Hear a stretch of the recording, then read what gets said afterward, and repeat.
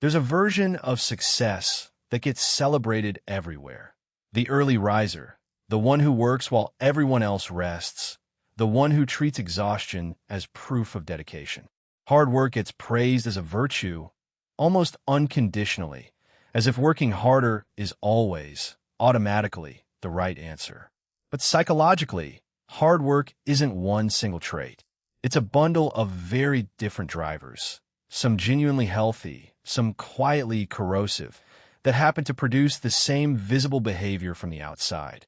Two people can look identical, both working 80-hour weeks, and be running on completely different internal fuel, one on purpose and genuine engagement, the other on fear and unresolved self-worth.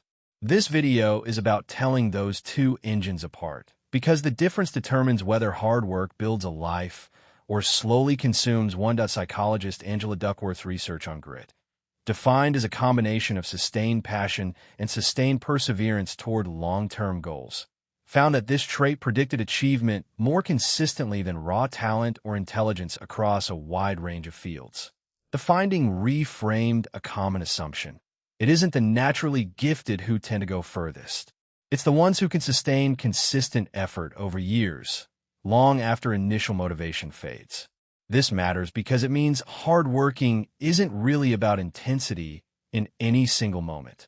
It's about consistency across time, showing up, applying effort, and continuing to apply it specifically when the initial excitement of a goal has already worn off, which is the exact point where most people quietly stop. Here's where it gets more complicated. Motivation researchers distinguish between two very different sources of sustained effort. Intrinsic motivation comes from genuine interest, mastery, and personal meaning, working hard because the work itself is engaging and connects to something the person actually values. Extrinsic motivation, particularly the specific subtype driven by fear of failure, fear of judgment, or a need to prove one's worth, can produce identical levels of effort, but runs on an entirely different, more exhausting fuel. The visible behavior looks the same from outside. Long hours, high output, relentless drive. But this is why many highly driven people struggle intensely with vacations, illness, or any forced pause. Not because they lack the ability to rest, but because stopping removes the exact behavior that had been holding their sense of self together. The tragedy of this pattern is that it often produces genuinely impressive external results, while the internal experience remains one of chronic, unresolved anxiety that no amount of achievement seems to quiet. There's also a purely practical case against equating more hours with more output. Studies on extended working hours have found that productivity per hour declines sharply after a certain point, and that sustained overwork is associated with increased errors, worse decision-making, and higher long-term attrition, meaning the extra hours frequently produce less net output than the same work done with adequate rest. This reframes overwork as not just a well-being issue, but a strategic miscalculation. The hardest working person in the room, by hours logged, isn't necessarily the most effective one.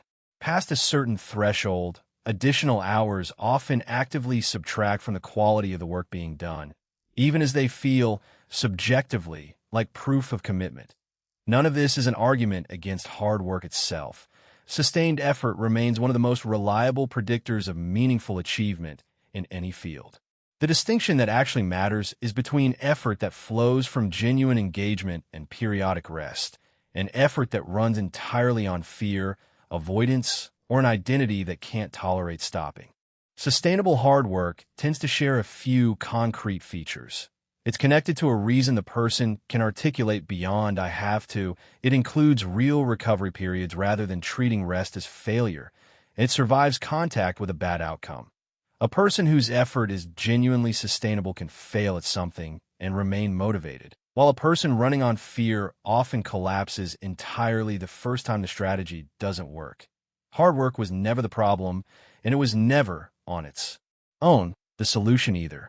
The real question was always what's actually running underneath it.